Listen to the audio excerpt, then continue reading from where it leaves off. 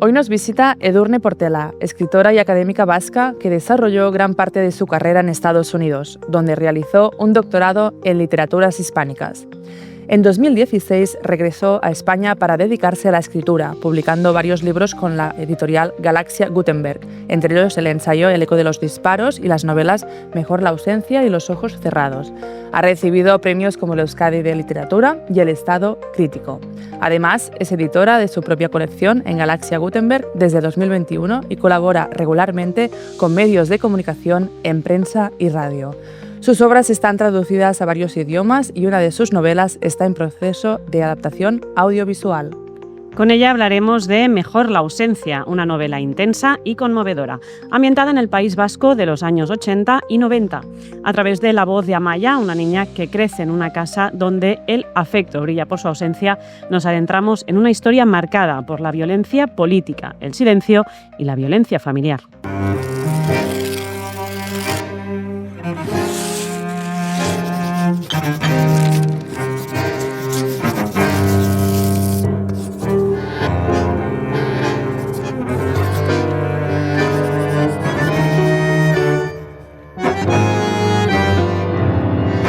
Bienvenida, Edurne, a nuestra casa de Puño y Letra. Y bueno, quería empezar preguntándote un poco cómo son tus inicios en la escritura, cuando empiezas a decir o a pensar, yo me quiero dedicar a escribir. Pues en mi caso es un poco complicado porque al principio, hasta los 40 años, yo fui profesora de universidad, tenía un puesto de investigación y docencia en una universidad en Estados Unidos, hice allí mi doctorado y siempre escribí mucho durante todos esos años, pero era escritura académica. Entonces, claro, yo nunca me consideré o nunca pensé que podría ser escritora. Yo era una persona que escribía pues, para pensar, para elaborar temas, para indagar en cosas. Y publiqué un ensayo que fue lo primero que se publicó en España en Galaxia Gutenberg, que es El eco de los disparos, que ahí venía con toda la formación académica, pero yo quería hacer un ensayo más divulgativo y que llegara a un público general, ¿no? Entonces ahí empecé a transformar mi forma de escribir y además en ese ensayo incluí una serie de cuentos que los escribí porque necesitaba hacerlo y que me dieron ya como una sensación de lo que podría ser escribir más libremente, ¿no? Sin esas restricciones que tiene el trabajo académico. Y justo después, cuando acabé ese ensayo, que tuve que esperar un tiempo hasta que se publicara, decidí volver de Estados Unidos, empezar aquí una nueva vida. Y como había tenido ese pequeño acercamiento, ¿no?, a una escritura más creativa y me quedé con ganas de explorar otras cosas en El eco de los disparos, dije, ¿por qué no intento explorarlo a través de la ficción? Y así es como me introduje en el mundo de la ficción, de la novela, y escribí Mejor la ausencia. ¿Y hasta ahora? Y hasta ahora. Pero claro, soy una escritora que ha empezado muy tarde en realidad y siempre me ha gustado mucho escribir, pero como estudiaba literatura, nunca consideré que yo podía hacer eso que hacían toda esa gente que yo admiraba tanto y que leía con tanta pasión. Bueno, nunca es tarde, ¿no? Al final. No, yo estoy muy contenta de haberlo hecho así. En cuanto a referentes, no sé si recuerdas en esa época, cuando empezaste más con la ficción, si hay algún referente concreto, femenino o masculino. Pues ha habido varias autoras y autores que me han acompañado durante toda la vida, incluso antes de meterme en el mundo académico y demás, por cómo me abrieron los ojos a una realidad, a una forma de pensar, a una forma de pensar sobre la memoria, sobre la historia, que me han marcado hasta ahora. Y en cuestiones de género también, ¿no? Escritoras, te diría Rosario Castellanos, que es una escritora poco conocida en España, mexicana, pero que tuvo una trayectoria además un poco corta porque se mató en un accidente aéreo relativamente joven. Tiene un ensayo que es, son una serie de ensayos, pero uno es Mujer que sabe latín, que cuando lo leí por primera vez entendí qué era la misoginia, ¿no? y qué era la representación de la mujer desde el punto de vista de la mirada masculina. Y acompañándola a ella, otra mexicana, que es Sor Juana Inés de la Cruz, que yo siempre he tenido mucha manía a las monjas, pero no a ella, por porque a mí me parece una escritora absolutamente fascinante, ¿no? Que en la época en la que vivió tuviera una concepción de género, de qué significaba ser mujer y querer ser una mujer intelectual en un mundo, claro, estamos hablando del México del siglo XVII, absolutamente patriarcal, misógino y demás, ¿no? Carmen Martín Gaite me ha acompañado muchísimo. Y luego lo que decían, cuestiones de memoria y demás, Primo Levi para mí es como una brújula ética. Es un hombre que he leído muchísimo, no solo los libros sobre Auschwitz, y que para mí ha significado mucho. Y acompañándole a él una mirada femenina de todo ese mundo, Charlotte Delvaux, que es también una superviviente de Auschwitz y de Ravensbrück. Y para terminar este bloque, ¿nos has traído un objeto? Sí, os he traído un reloj que me lleva acompañando desde 1997, o sea, ya soy tan mayor, No, ¿verdad? que es este reloj que, bueno, me lo regalaron mis padres cuando me matriculé de historia. Yo había sido una adolescente tremendamente difícil, que había estudiado poco y mal, y al final conseguí entrar en la carrera de historia. Y durante la carrera, la verdad es que descubrí el estudio como una forma de, no sé, de ser más feliz, ¿no? Y de vivir mejor y de cuidarme más. Y claro, mis padres estaban muy orgullosos de mí. Entonces me regalaron este reloj que para mí es o sea, una de mis joyitas más preciadas, ¿no? Claro. Y ahora, según pasan los años y ellos se van haciendo mayores y demás, pues también me recuerda, ¿no? De todo lo que han... Todo el tiempo que ha pasado. Sí, todo el tiempo que ha pasado y todo lo que significan Pues ellos para mí y todo lo que me apoyaron cuando no merecía que me apoyaran, la verdad. Seguro que sí, porque ha valido la pena, ¿no? Sí, pero en el momento hay que verlo y ellos supieron ver que había algo en mí que tenía que despertar, ¿no? Y supieron ver que era a través del estudio. Entonces, me parece muy bonito. El tato Aníbal está malito. Está muy flaco y muy blanco. Ama no me dice lo que tiene. Dice que no sabe. Tampoco sabe dónde duerme. Aníbal le dice que en casa de Chispi. Pero Ama no tiene su teléfono y Aníbal no se lo quiere dar. Así que no puede llamarle ahí para ver si está o no está. A veces viene a casa, pero pasa muy poco tiempo. Siempre viene a pedirle dinero a Ama cuando no está Aita. Y sabe cuándo no está porque se lo pregunta a Aitor en el instituto. Aníbal no va a clase, se queda el día entero en el patio. Aitor se lo dijo a Ama el otro día. También le dijo que le pide dinero para comprarse bocatas y que un chaval de su clase le dijo que Aníbal era un camello y un mierda. Aitor se lo contó a Ama y los dos se quedaron muy tristes. Yo les pregunté qué era un camello, pero ninguno de los dos me contestó. Se lo pregunté a Marta y me dijo que se lo iba a preguntar a su hermano mayor, que tiene 15 y lo sabe todo.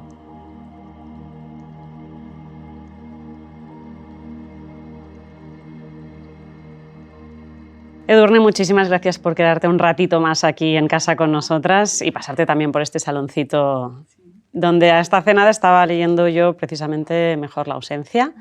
Para todas aquellas personas que aún no lo hayan leído y no lo hayan tenido entre sus manos, vamos a situarles antes de adentrarnos en la historia. ¿Quién es Amaya y qué esconde un título tan demoledor como Mejor la ausencia?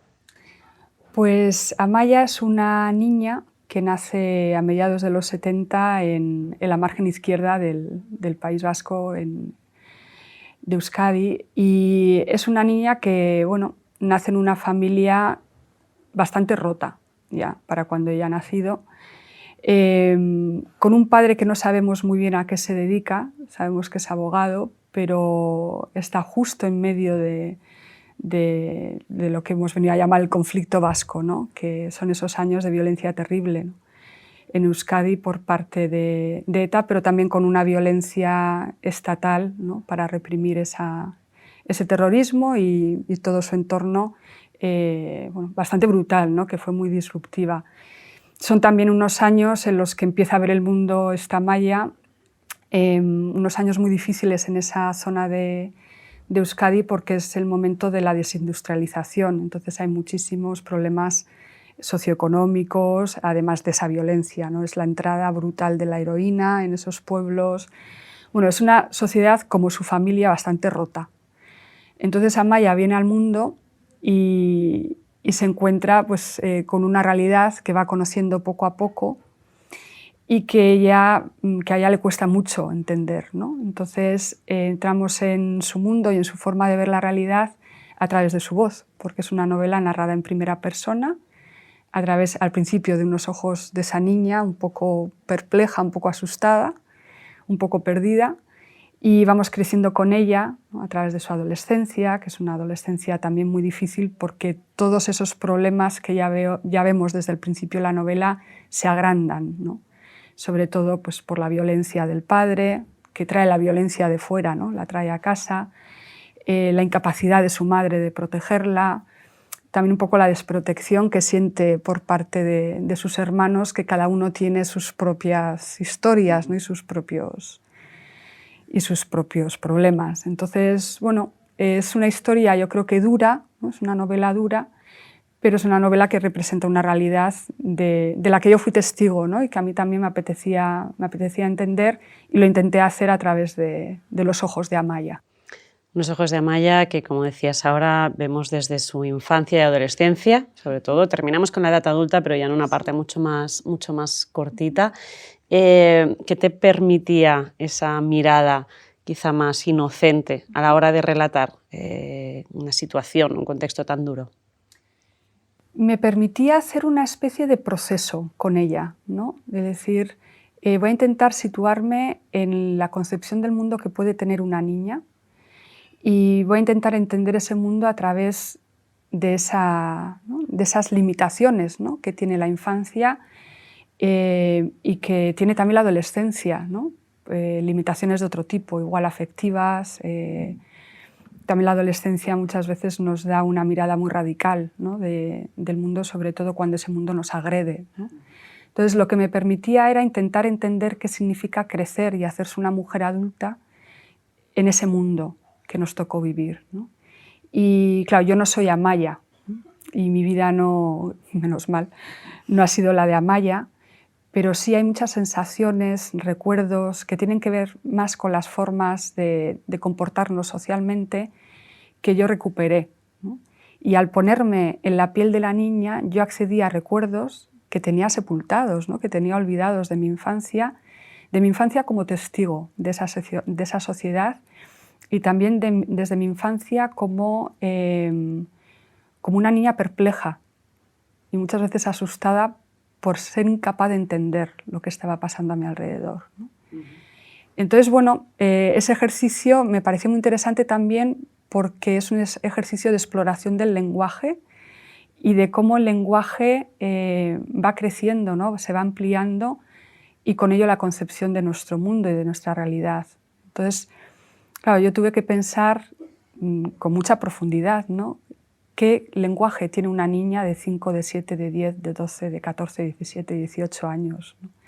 Cómo se transforma su capacidad de comprensión al tiempo que se transforma su lenguaje, su capacidad sintáctica, su capacidad de relacionar ideas, sentimientos. Entonces, me pareció una novela en ese sentido, un ejercicio literario muy interesante.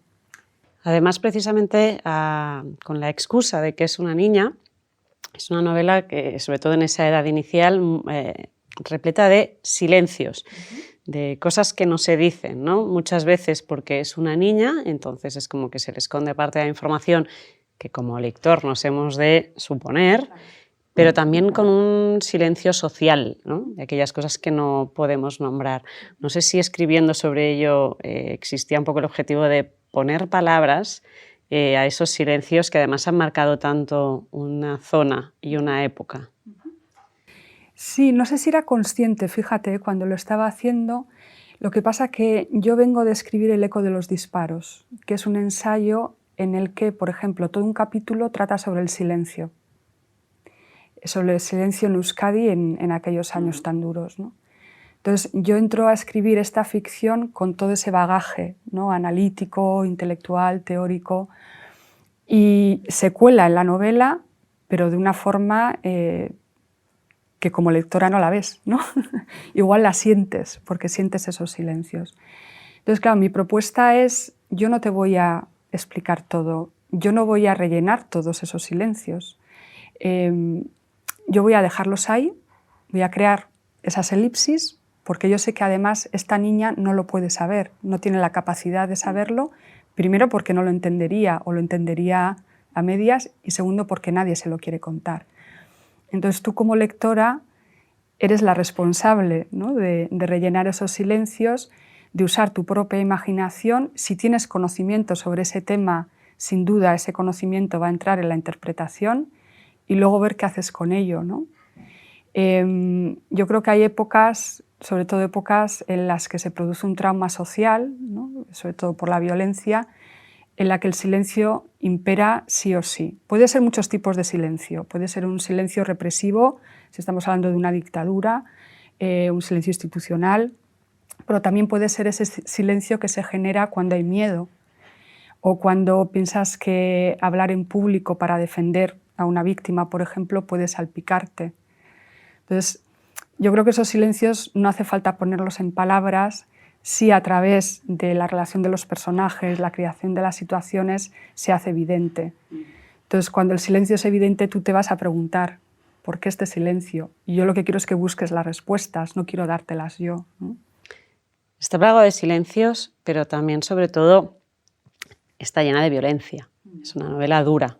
Para mí la definición es dura, además de la manera en que se describen ciertos episodios, pero no solo de una violencia social, digamos, por el contexto histórico, ¿no?, y el conflicto político, sino que ellos viven una violencia clara en casa, de violencia de género.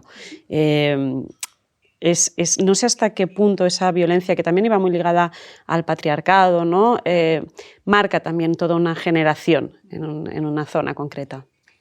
Sí, claro, es que a veces cuando pensamos, y esto es el error que se ha hecho muchas veces con la cuestión de la violencia machista y la violencia de género, ¿no?, que se piensa que es algo que es puramente doméstico, ¿no? Por eso antes se llamaba violencia doméstica, que es un calificativo tremendo, ¿no? Pero tenemos que ser conscientes que lo que pasa dentro del hogar es muchas veces un reflejo o una continuación de lo que pasa socialmente o de lo que vivimos socialmente, ¿no? Una familia es un ente poroso. O sea, en las relaciones familiares entra la violencia política, la violencia socioestructural, la violencia patriarcal, por supuesto, la violencia económica. Entonces, el dentro y fuera del hogar están intrínsecamente ligados. Entonces, la violencia que se vive en esa familia, que sobre todo por parte del padre, es una violencia machista, patriarcal, porque ese hombre es un hombre no solo educado en ese contexto y demás, sino que utiliza la violencia como forma de, por supuesto, de control, ¿no?, sobre esa familia, pero también sobre, yo creo que como forma de vengarse de las violencias que él también recibe, ¿no? O sea, es como una continuación de la violencia que sufre fuera de casa y que él también genera fuera de casa, es una continuación dentro del hogar. ¿Contra quién? Siempre contra las más vulnerables, que son su mujer y su hija, ¿no? Si no era suficiente con el conflicto político y la violencia de género, nos contextualizamos además en un país, años 80, 90, marcado por la epidemia de la heroína, que en este caso además viene muy protagonizado por Aníbal, el hermano, uno de los hermanos, ¿no? Cuéntanos un poco cómo añadías además eso en este contexto, ¿no? Que había más dureza todavía aquí. Claro, bueno, yo a veces pienso, digo, ojo, es mi primera novela, igual como tenía tantas cosas que contar, igual es demasiado, pero luego digo, no, o sea, es que es lo que vivimos. Es que exacto, ¿no? Era así. Era así. Y ahí, por ejemplo, esos recuerdos que digo que emergieron, ¿no?, mientras escribía, uno de ellos fue la imagen de estos chicos absolutamente devastados, ¿no?, por la heroína, que andaban por el pueblo como zombies, ¿no?, y que eran de la edad más o menos de mi hermano el mayor, que es de la edad, mi hermano el mayor tiene la misma edad que Aníbal, ¿no?, en la novela, pero vamos, mi hermano nunca fue heroinómano, pero claro, esta novela yo creo que es muy generacional, ¿no? Yo estoy pensando en esos chicos que veía en el pueblo y estoy pensando eso, eran 5 o 6 años mayor que yo, la mayoría de ellos murieron.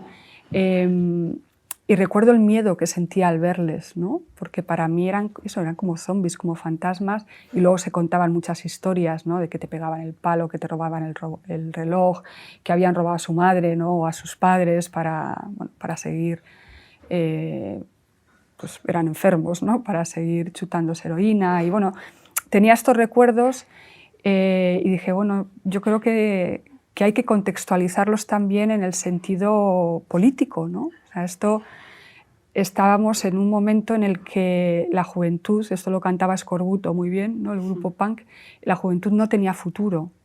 Entonces, había varias vías para buscarse un futuro. Una era la radicalización política, pero otra era la heroína, ¿no? Y ese tipo de mundo que no te daba una salida, pero por lo menos te evadía, ¿no? de esa realidad tan tremenda que estábamos viviendo. Ahora que nombrabas Escorbuto, hay muchas referencias musicales a lo largo de la obra. Eso se nota también de alguna manera, este bagaje generacional, ¿no? Sí, claro, porque, a ver, era una época, yo creo que ahora ya estamos en tiempos diferentes, ¿no? Pero nos definíamos por la música que escuchábamos. Entonces, claro, a mí Escorbuto y después Extremoduro, ¿no? Todos estos grupos marcaron mucho mi primera adolescencia y mi adolescencia hasta, bueno, de vez en cuando todavía los escucho. Volviendo al conflicto político, como decíamos antes, venías de escribir ensayo, El eco de los disparos. ¿Qué te permitía esta ficción de cara a, en lo que se refiere a cómo hablar del conflicto desde un punto marcando cierta distancia? Porque creo que una de las cosas más complicadas que haces en la novela es precisamente poder hablar de los dos lados con cierta distancia, que eso quizá Amaya nos regala un poco, ¿no? Claro, yo cuando acabé El eco de los disparos fue un trabajo, estuve muchísimos años con ese libro y pensando y leyendo mucho. Me quedé con la sensación de que había cosas que no había acabado de entender, que no había podido profundizar en ellas, porque claro, cuando escribes ensayo, y sobre todo si vienes de tradición académica, te haces unas limitaciones muy, muy claras, aunque con este libro también pasé de alguna de ellas, ¿no? Pero el lenguaje del ensayo veía que no me permitía ahondar en ciertas cuestiones. Y el de la ficción sí, porque el de la ficción te da muchísima más libertad para indagar en esos terrenos más opacos, ¿no? Que tienen que ver con los afectos, también con la memoria de los afectos, ¿no? ¿Qué queda después de ciertas vivencias? También a través de imaginar personajes, puedes imaginar situaciones que te ayudan a ahondar en ciertos conflictos. Por ejemplo, la cuestión de la tortura, que aparece también en el libro, la vivencia del maltrato, ¿no? Del maltrato físico incluso, la vivencia de un sexo no consentido. O sea, y eso pues por nombrar algunas escenas, ¿no? O sea, yo cuando me pongo a escribir esto no estoy intentando analizarlo, estoy intentando sentirlo y comprenderlo con esa forma de empatía, ¿no? Que va muy ligada también a la inteligencia, ¿no? y a la formación del lenguaje y a la imaginación, o sea, cómo formulas una idea o creas una imagen a través de un lenguaje simbólico o literario, ¿no? Todo eso no lo puedes hacer con el ensayo. O sea, ahí la ficción te da unas herramientas maravillosas para profundizar, ¿no? y para llegar a lugares a los que muchas veces te lleva solo la intuición, y luego es ese lenguaje el que hace emerger todo eso, ¿no? Que tienes ahí dentro y que ni siquiera podías poner en palabras, ¿no? Pero cuando las pones dices, ahí he llegado a un punto al que todavía no había llegado. Amaya nos permitía quizá esas distancias a la hora de contar este conflicto. Si saltamos a lo que son los personajes adultos, tenemos personajes totalmente rotos, por decir de alguna manera. Son personajes muy complejos. Yo lo que me transmitía era que a ratos te generaban mucha rabia, pero al mismo tiempo generaban mucha compasión. Y sobre todo en el caso del padre, ¿no? Una persona que ha ejercido violencia de género, que a momentos es insoportable lo que estás leyendo y el daño que está haciendo, y incluso a veces sientes pena por él. ¿Cómo consigues esa dualidad a la hora de crear un personaje? Pues con Amadeo me costó mucho porque es odioso. Totalmente. O sea, es un ser despreciable. Pero, claro, yo intenté entender de dónde venía todo eso, no justificar, que son dos cosas muy diferentes y que la gente confunde mucho, ¿no? Hay que intentar entenderlo todo. O sea, hasta el horror más absoluto hay que intentar entenderlo, pero siempre sin justificarlo. O sea, y ahí está toda la cuestión ética, que de esto habla mucho Primo Levi. Siempre se le cita, ¿no?, a Primo Levi diciendo que entender, o sea, que hay cosas que entender significarían justificarlas, y en realidad es una cita mal hecha, porque justo después de decir algo, lo que cita todo el mundo, dice, pero aún así hay que intentar entenderlo, ¿no? Entonces, a mí me pasaba eso con Amadeo, y claro, yo al profundizar más en el personaje, entendí que era un hombre que tenía ciertas vulnerabilidades y también ciertas carencias, ¿no?, desde el punto de vista del desarrollo de la afectividad. Entonces, desde ahí intenté desarrollar el personaje, ¿no?, para que no fuera un malo de cartón piedra. Porque claro, un maltratador es que es muy fácil hacerlo plano como esta pared. Hacerlo el malo. Es el malo y punto. Pero es que dentro del malo no voy a decir que haya cosas buenas, porque es posible que dentro de un malo no haya nada bueno. Pero sí hay rasgos de personalidad o de carácter que nos pueden ayudar a entender por qué actúa como actúa. Y muchas veces están ligados a una personalidad débil, insegura, a una tara, ¿no?, de incapacidad de desarrollar afectos. Entonces, bueno, yo creo que se puede explorar eso, sobre todo en la ficción. Yo creo que la ficción nos permite intentar entrar ahí. Y si tú has sentido cierta pena por él, es porque tienes una capacidad empática, ¿no? Que hay gente que en los clubs de lectura, esta novela se ha movido muchísimo en clubs, en institutos y demás. Hay gente que me dice, pero es que yo no entiendo cómo hay gente que dice que siente pena. Yo no siento ninguna pena. Y pues me parece muy bien, no la sientas. Yo no quiero que sientas pena por él, pero si la sientes es porque tienes esa capacidad de empatizar con él, y otra gente pues no la tiene y ya está. No hay nada malo en ello. Muchísimas gracias, Edurne Portela, por venirnos a visitar a casa, a esta casa de Puño y Letra, y por este viaje que es Mejor la ausencia. Gracias por vuestra hospitalidad.